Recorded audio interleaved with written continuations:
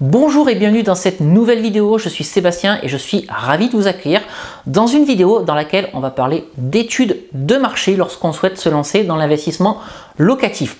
Je reçois énormément de mails de personnes qui me demandent « Mais Sébastien, comment est-ce qu'on fait pour réaliser une étude de marché lorsqu'on souhaite se lancer dans l'immobilier ?» Eh bien, on va répondre à cette question dans la vidéo d'aujourd'hui. Mais avant tout, si vous vous retrouvez pour la première fois sur cette chaîne YouTube, eh bien laissez-moi vous souhaiter la bienvenue. Je suis ravi de vous accueillir. Ici, on est sur une chaîne YouTube qui parle d'immobilier, d'investissement locatif et de manière de créer des revenus complémentaires grâce à l'immobilier. Donc n'hésitez pas à vous abonner.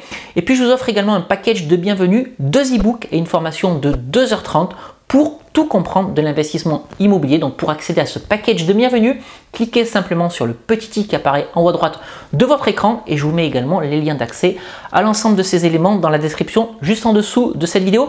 Et je vous encourage également à vous abonner à mon compte Instagram. Je partage avec vous sur ce compte les coulisses de tout ce que je fais au quotidien sur mes investissements immobiliers et sur tout ce que je peux partager avec vous sur cette chaîne YouTube. Alors, venons-en maintenant à la question du jour. Comment réaliser une étude de marché lorsqu'on souhaite se lancer dans l'investissement immobilier?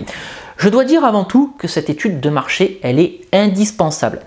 Je vous le dis souvent, l'immobilier, en fait, il faut le considérer comme un business. Lorsque vous vous lancez dans l'immobilier, eh bien, vous achetez des murs, vous achetez de la pierre dans le but de récupérer des revenus locatifs, donc dans le but de récupérer de l'argent, et que vous fassiez de la location nue ou de la location meublée, récupérer de l'argent, mais c'est se lancer dans une activité entre guillemets économique, donc vous ne pouvez pas échapper à l'étude de marché. Et ça, c'est valable quel que soit le type d'immobilier que vous souhaitez faire. Que vous souhaitiez vous lancer dans les locaux commerciaux, dans les immeubles de rapport, dans la location nue, dans la location meublée, dans la location courte durée, dans la colocation, etc., etc.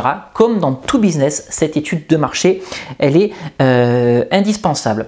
Si je dois démarrer par la location courte durée, il y a beaucoup de personnes qui me disent « Ah, cette ville, elle me dit bien, mais par contre, elle n'est pas touristique, donc c'est quelque chose qui ne marchera pas. » Donc non, oubliez tout de suite cet a priori. Justement, il ne faut pas faire de la location courte durée, qu'on peut appeler du coup location saisonnière, dans des villes touristiques, tout simplement parce que ces villes en fait ne sont intéressantes ou attractives qu'une partie de l'année. Donc vous allez pouvoir louer uniquement certains mois, par exemple de juin à septembre à la mer, ou de décembre à mars à la montagne, et tout le reste de l'année, ça va être compliqué de louer, et en plus, eh bien, vous allez avoir des tarifs de vente de vos nuits assez bas en hors saison. Donc la location courte durée, en fait, il faut la faire dans une ville dans laquelle il est possible de louer du 1er janvier au 31 décembre de manière stable. Voilà, ça c'était la parenthèse sur la location courte durée. Maintenant, c'est vrai que si vous investissez dans une grande ville comme Lyon, Marseille, Strasbourg, Lille, Bordeaux, Toulouse, là vous avez zéro risque. Vous vous dites peut-être, ouais, dans ces villes, c'est sûr que l'étude de marché, il n'y a pas forcément besoin de la faire et vous avez certainement raison. Maintenant, si vous avez envie de vous aventurer dans des villes un petit peu plus petites ou dans des villes moyennes, c'est là que l'étude de marché va prendre tout son sens.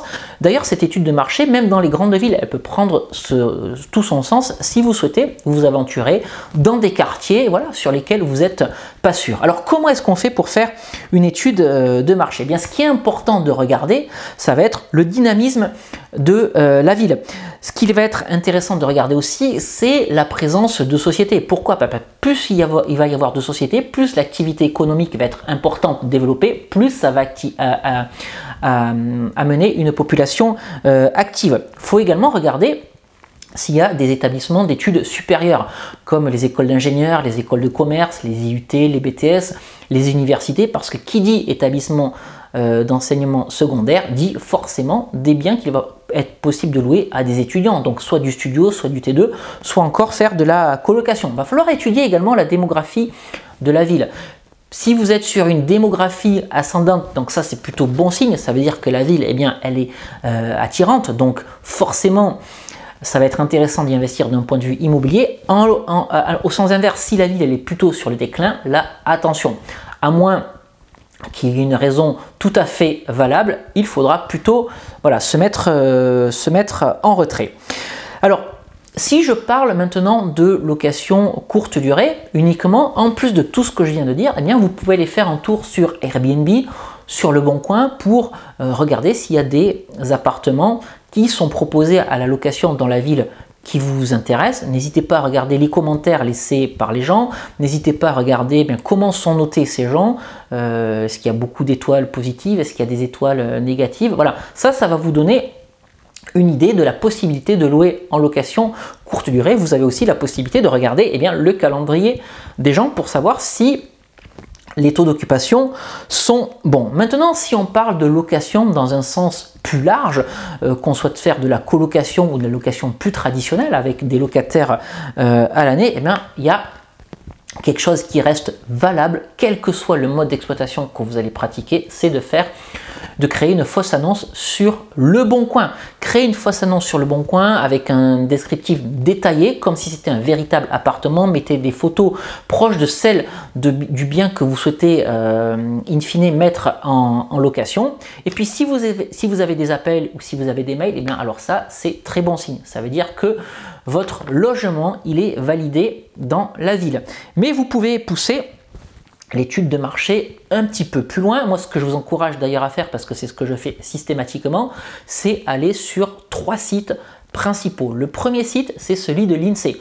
Vous allez récupérer tout un tas de données, tout un tas de statistiques sur la ville qui vous intéresse, et ça peut être très intéressant. Donc, quelles sont les statistiques que vous allez regarder? C'est tout ce que j'ai détaillé précédemment dans cette vidéo sur la démographie, sur la présence de sociétés, sur le taux de chômage, etc. Regardez tout ça, ça peut être intéressant. Il y a un deuxième site sur lequel vous allez pouvoir trouver des informations intéressantes.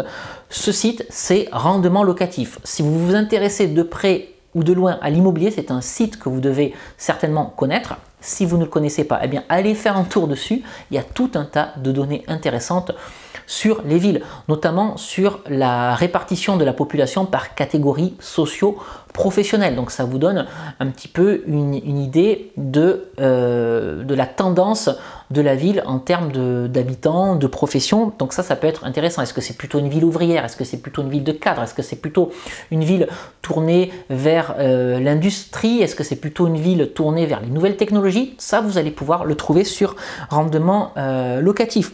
Et il y a également un site tout simple, c'est le site de Wikipédia. Sur chacune des villes, vous avez tout un tas d'informations. Donc n'hésitez pas à aller consulter Wikipédia, parce que pour le coup, vous avez énormément d'informations sur le dynamisme de la ville, dans la démographie. Donc la démographie, elle est donnée avec un historique qui peut aller au-delà de 100 ans, donc ça peut même être 200 ans. Donc ça c'est intéressant. Regardez si la démographie augmente ou si la démographie baisse. Vous avez également les intérêts économiques de la ville, quels sont les principaux